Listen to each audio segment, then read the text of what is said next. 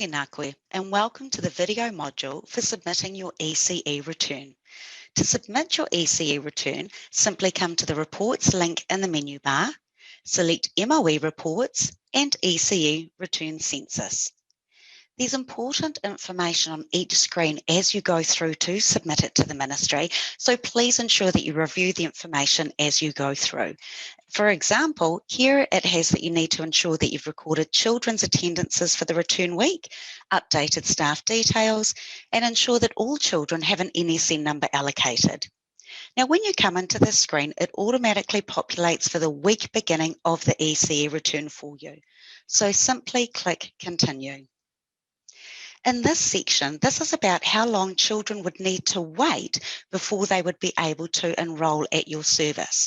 So if they were wanting to enrol today, when would they be able to start?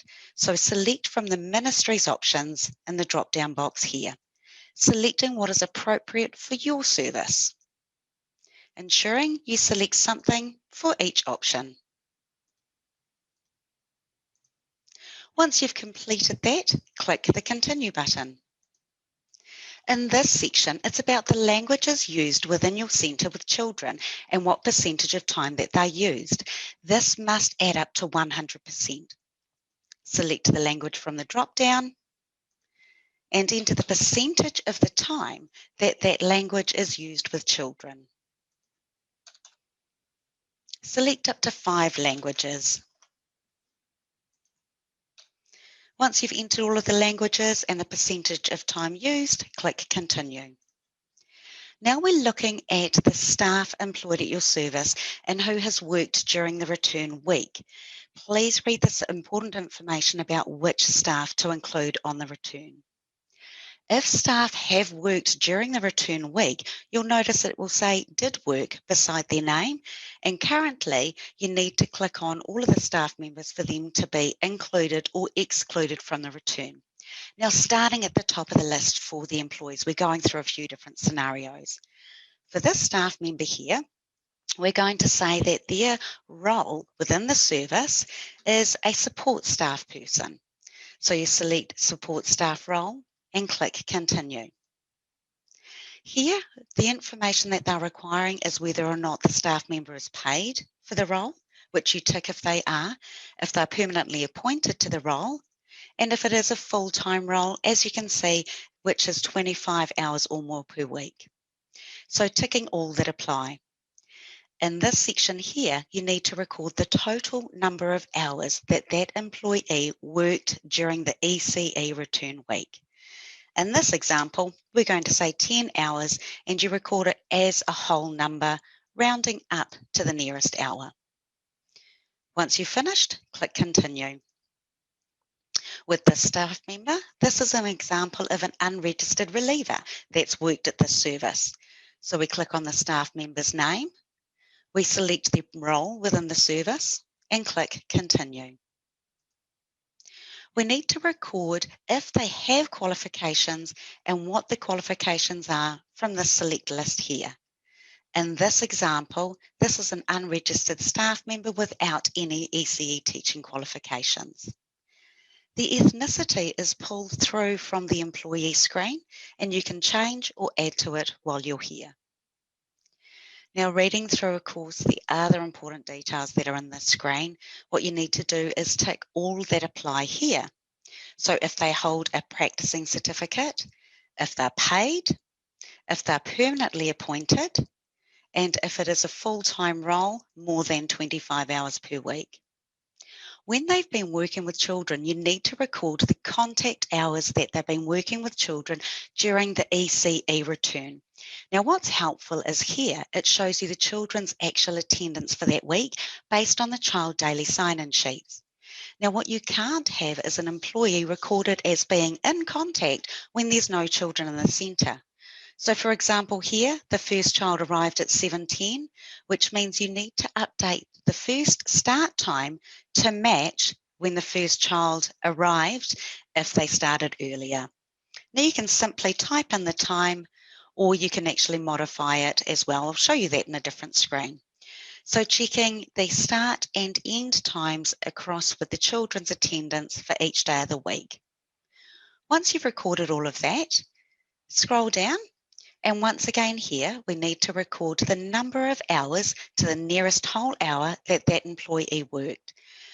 Of course, this needs to include contact times, also any non-contact times, etc.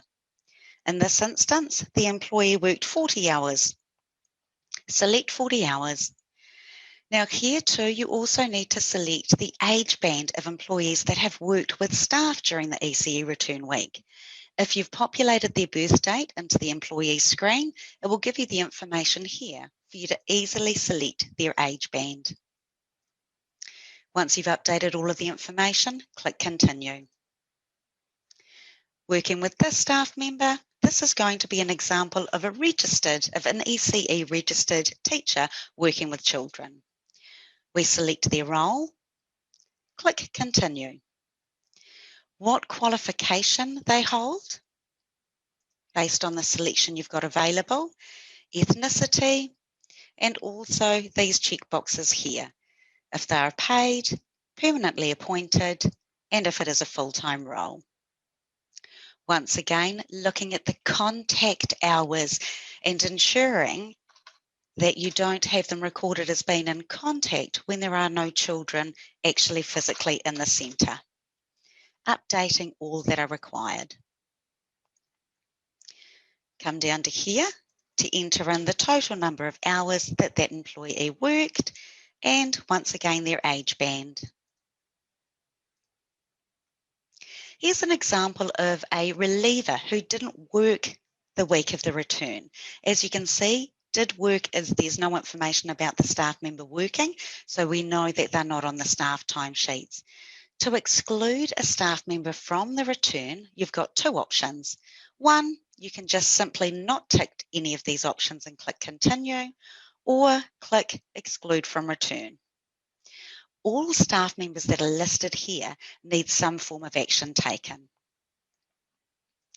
In this example here, we're going to make it that this staff member has two roles within the service, which is where they do work with children and they're also in a support staff role. So we can select all options that apply. When we click Continue, the screen's broken down into two sections. So the first one, of course, is about the ECE teacher role for this employee. If they have a qualification and what it is. And then also down here, once again, if they hold a certificate, if they're paid, permanently appointed, and if it's a full-time role. In this example, this employee has been contracted to work 20 hours a week with children, less than 25, so it's not a full-time role. Their contact hours that they worked during the ECE return week. And here's the information about the support staff role, if they're paid and if they're permanently appointed. For this person, they're employed for 5 hours under the support staff role. So in between their 20 hours working with children and 5 hours as a support staff person, that's 25 hours in total. Selecting their age band and clicking Continue. We're just going to work through the rest of the employees on the list to complete the return. Selecting the appropriate qualification, ticking all that apply, updating any contact times where required, populating total amount of hours worked, and selecting the age band.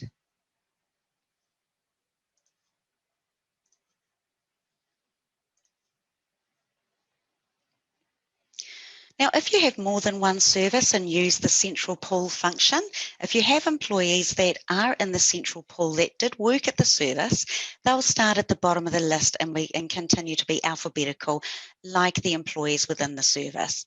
So to update the details, once again, click on the employee's name, select the appropriate details, number of hours worked, and click Continue.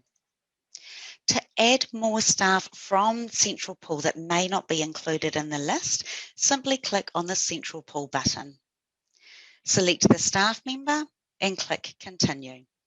They'll be added to the bottom of the list. Clicking on the employee's name, select their role, the additional details, and number of hours worked. Clicking Continue. So what you'll see is that you've got all of the staff either included or not included. So now we can continue through the rest of the return. Simply click Continue. Reviewing the message above here presented by the Ministry, do you wish to continue? If you would like to, continue with yes, otherwise you can go back to change any details.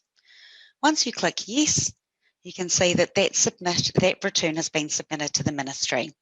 You've got the option there to click print if you would like a copy. One way to check that your ECE return has been submitted to the Ministry is to come to the Utilities link in the menu bar, come down to File Download, and within the list we're looking for ECE Return, your MOE number 2021 June.